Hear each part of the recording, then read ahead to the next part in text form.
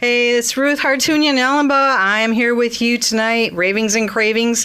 Thanks on the front end to Elm Package Store for sponsoring this program. Thank you guys so much for making it possible for me to talk. That's kind of a nice deal, isn't it? Absolutely. I am in the studio here with some people who really know how to talk. They're really good at it. And they're going to tell us some good things about the Lions Club. Hear us roar. I am here with Susan Amy Hunter, who's vice president of the, did you call it a club? Willimantic Lions Club. Yeah. Well, okay, Willimantic Lions Club. And with Christopher Grant, president of the Lions Club. More importantly, though, for those of you who will see this on YouTube, I'm going to hold this up. We're going to hold it up. Come on, hold it up. I have one of the famous donuts from the Hebron Fair, still yummy and good, served hot. I ate half and I had to refrain because, I had to show you that I had this in the studio. And some amazing, dark, very strong coffee to go with it. Thank you so much for bringing that in. I was going to tell you my donut story at the beginning, and then I'm going to let you guys go on from there. So a few years ago, I did volunteer to help make donuts at the Hebron Fair with the Lions Club. They were gracious to let me join for a little while. And we were there setting up, getting all the oil there, all the flour, mixing the dough, all that stuff. And then it was time to do the test run to let the little gizmo drop the dough into the hot oil, and nothing happened. There was no electricity. No. Oh. Yes, there was no electricity. And that just, everyone was like, what are we going to do? What are we going to do? And I was like, what's the easiest thing to do? I checked the fuse box.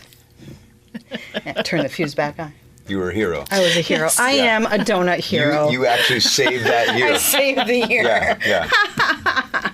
Did that light up the whole Hebron Harvest Fair? Was it one fuse? Well, and actually, before that, I had straight hair. Yeah. No, it's curly. Yeah. So, guys, talk about the Lions Club. Talk about how the motto, "We Serve," is born out in what you're doing and what you have coming up. You go. Do you want me to go? Oh, yeah, you absolutely. Go. So the motto, "We Serve," we're the largest service organization in the world. And it's a like-minded group of people that just want to make a difference in the community, in the state, and also internationally. How I first became a Lion was 2 years ago at the Boombox. Yeah. So it's really interesting because I'm very connected in the community. I love serving the community. And I would just volunteer for all these things, Third Thursday, the Hop Fest, all. Well, and we should throw in there that you are the director at WAME. I am, Executive yes. director. So, we should mention that, you're not sitting around twiddling your thumbs. Okay, so we're at the Boombox Parade. Yep. And so everywhere I would be in service, I saw lions. And at the Boombox Parade, I was there with my bicycle for my cycling group. And I met Christopher, and I had said, I want to join because it's just nice being in a group of people that all want to do good in the community. And we do have some statewide charities that we support, and also internationally. Lions International supports initiatives across the globe. If I'm chewing too loud, just let me know. So, while Susan's You're making me hungry. I'm waiting for Matt J to start biting into his donut. He already bit into his donut. We brought everybody in the studio, and for those of you at home who need one, we'll bring you one. I have some extras frozen. They're so good. They're good. Even the day after you throw them in the toaster oven, you're good. That's right. Christopher, what would you like to say about Lions Club? So Lions Club, what I love about it is it goes well beyond what it was founded as. So back in 1917, a local businessman by the name of Melvin Jones started this for a business group for people to come together. And in 1925, they were at a convention in Ohio, and their guest speaker was Helen Keller. And Helen Keller at that convention charged the Lions with doing something really good in the world, because at that point they became a global presence, and she charged them with being Knights of the Blind, and so that started this helping people with blindness prevention and sight restoration and doing things. And today it's over 100 years now, and some of the global causes not beyond vision are childhood diabetes, childhood cancer, just diabetes in general, and childhood cancer, the environment, hunger, now disaster relief and youth initiatives, and it just goes far beyond. And you can see people around the world who have this passion for serving. And like Susan said, you can come together, and you don't have to be the one that takes and does it all.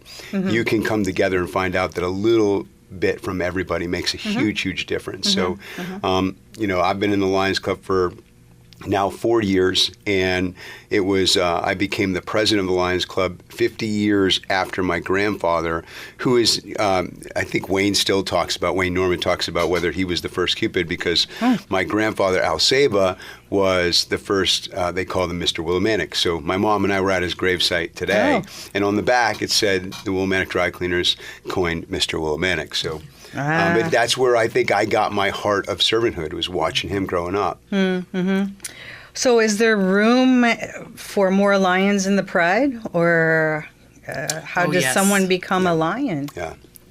Isn't it called the Pride? A Pride of Lions. Yes. Pride of Lions, yeah. You guys looked at me like there was no response, and I thought I was pretty clever. I was waiting for you to roar. I was being really respectful. I was waiting for the roar.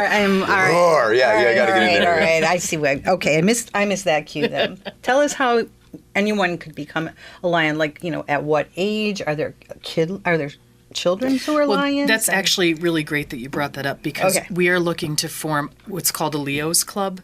So that is like the branch of our club that is the youth branch. Okay. So we would love to start a Leo's Club. There are other clubs surrounding us that have very strong Leo clubs, and as they get older, they end up becoming lions once they kind of hit that age. But anybody can join. We meet this fourth Wednesday of every month at Wyndham Hospital. The meeting's at 7 o'clock. Or we have a Facebook page, Willimantic Lions. Okay. And you can message us, and we would love to talk to you about the Lions. We would love to have you come to a meeting, check us out. We're really a fun group of people. Yeah. Are there fees associated with that? Yes. Or Nominal fees. And if somebody was struggling with, money, and they really had a heart to serve, we can help. We can do some grants and things like that. But we do. Lions Club International right now has an initiative called 1.5, and it's to move our membership from 1.4 million to 1.5 million around the globe. And one of the ways that we're doing it is we just agreed as a club that we were going to sponsor a new club in Willimantic, which is going to start its foundation, which is going to be a Latino club. And we know that the Latino population, they're doing really, really great things. And we want them to be able to have a club that they can do some of those same things and have some of that same voice and attract more people into the Lions. So we're really excited about that decision. So fourth Wednesday of the month? Correct. First Wednesday of the month is our first Wednesday. So we do a board meeting. I have too many meetings that I go to. She's the queen of meetings. Okay, wait. She's the queen of meetings. So if someone wants to be a prospective lion, they can show up it's an invite club, and anybody can come. And so on the first Wednesday of every month at Wyndham Hospital, we meet from 7 o'clock to about 8 o'clock, and we go over an agenda of what we're doing, what's coming up, where we're serving, some of the fundraisers that we're doing. And like we just finished up the Hebron Harvest Fair for 4 days. We were making donuts and serving coffee. Yes. Your next meeting would be the Wednesday, October 2nd. That's the first Wednesday. Correct. At the hospital. So if anybody wants to show up, they could. Yeah, they could show up. They could do that. That's all right. Great. Yeah. Talk about some other events that you have coming up that you would like to promote, where it seems like there's always food involved. Food involved, Yes. yeah. What is that about? I say this, we make an impact through carbohydrates. And they're good carbs, man. There's no extra calories in these carbs when we're serving them when they're for a good cause. Well, I'm glad I had that donut then. Matt J, he looked like he just lost like 3 pounds eating the donut. I know, really, Matt. There's no scientific or medical way to describe it, but he looks thinner right now. You need another donut, Matt. Maybe it's the sugar that's falling off of his beard. He's saving and for that for anybody later. that's diabetic, we do have like the old fashions. Those don't sell as much. People just want to go full on sugar. Yeah, there we go. But we do have November 3rd coming up. Sue, you want to? We do, yes. So we have pancake breakfast twice a year. The next one is November 3rd at the Elks. And this is one of our fundraisers. So all the money that the club raises, either through the donuts or the pancake breakfasts or other initiatives, it all goes back into the charitable causes that we support, both in the community and statewide. Go ahead. No, you go ahead. Okay. So I'll save it. The pancake breakfast is very popular. People look forward to it. It's not just pancakes. So it's scrambled eggs, bacon, sausage. Yeah, sausage and eggs. French toast is it too Yeah. sometimes? So or no? pancakes, Just pancakes, scrambled yeah. eggs, sausage, and bacon. Bacon, Coffee right. juice. And Coffee juice, hot yeah. chocolate. Yeah, no hot chocolate. Oh, No there hot is chocolate. hot chocolate. Yeah, we did I have think there hot used- chocolate. yeah, okay. All right. Anything else coming beyond that for November? I mean, between now and the end of the year. We do a drive for No Freeze, the No Freeze shelter. So that's actually, I think, the Friday before the pancake Yeah. breakfast. Yep. So we okay. stand out on Bridge Street where the shelter used to be located. And Chris, you showed up last year in a what was the I was in a costume? Kool-Aid costume. Oh, that's right, the Kool-Aid Yeah, the Kool-Aid costume. Oh, yeah. Yeah. Oh, yeah, that guy. Yeah. I was in it. Yeah. So we collect monetary donations, and we also, we'll take socks and hats and that sort of thing. So that's happening the Friday before. And then, am I missing something else? Nope. Nah, November 3rd is also at that pancake breakfast. We will have a diaper drive, toy drive this year. Yes. Toy drive, and this is going to benefit the Holy Family Holy Shelter. Family. And so Holy Family Shelter, as we know, it serves families in the community. And so they're asking for brand new toys and also paper towels. And you said that for vets it's free, right? For vets, vets, it's free, yeah. Correct. Yep. So they And pay it's for it's the least expensive bride. We always say these are the least expensive things that you'll get at the fair, and I say that they're the healthiest things, and they save on average families about $120 to $150 Oh, I know, 'cause fair at food's the fair because expensive, if you yeah. start with the donuts, you fill up, so you don't go buy all the other stuff. Right. So and same thing with the pancakes. So they are the least expensive breakfast you'll go to. I think it's $12 for adults, and for seniors and kids we do $10. And is there a cap on that? All you can eat pancakes. So Like if you're a family of 6, Yeah. is there a cap No. per family? No. Kids under 12 are eaten for free. Oh, they do? Yeah. Oh, well, that's very generous. Yeah. So I have a question, and if you would like to not answer it and throw it out, we'll go on to the next one. But I'm curious about, there are a lot of service organizations. Like, why Lions? Yeah. Why were you drawn to the Lions Club as opposed to any other club?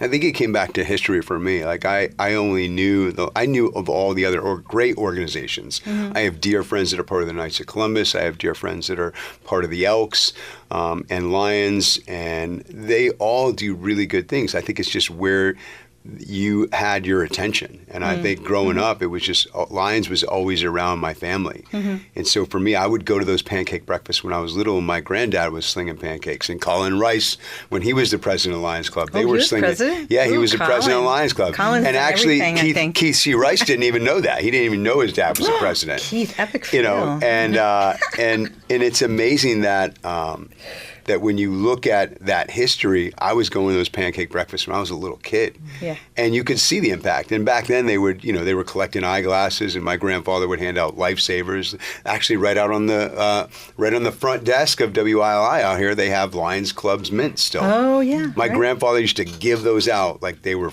just like he had an endless supply of them.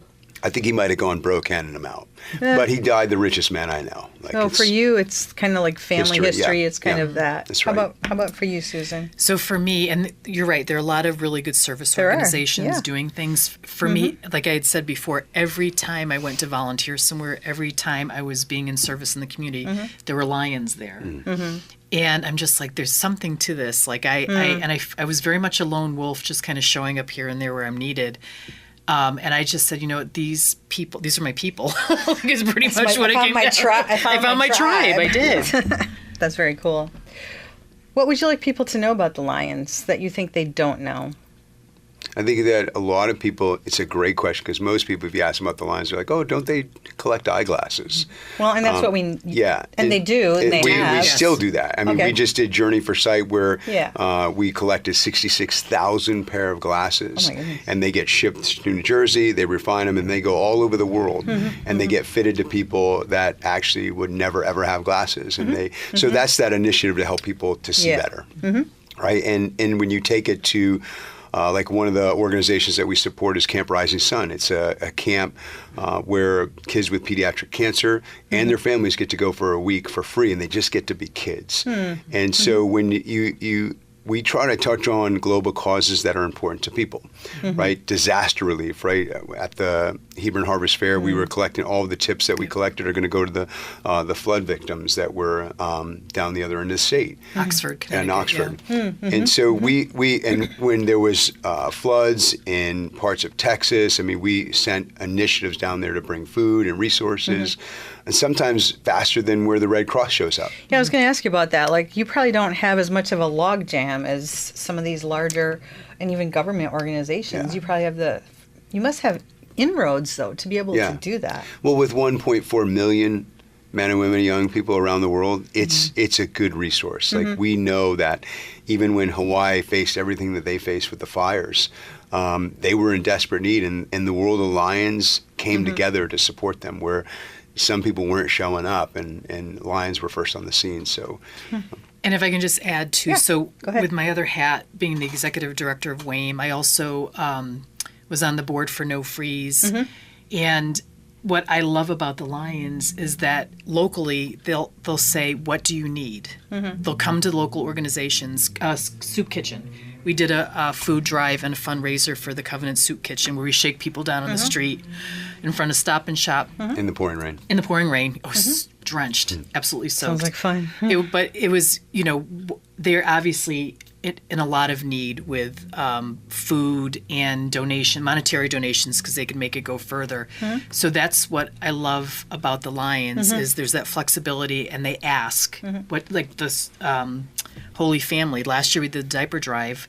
I asked Marie Hackmeyer, who's one of their big volunteers. She's been there like 35 years. She's amazing. I want to be Marie when I'm her age. She's, I think, in her 80s. Wow. But I asked what they need, and this year it's not diapers. It's, new toys and paper towels. So that's what I love about the Lions. There's that flexibility and that willing to fill the gaps where they're needed.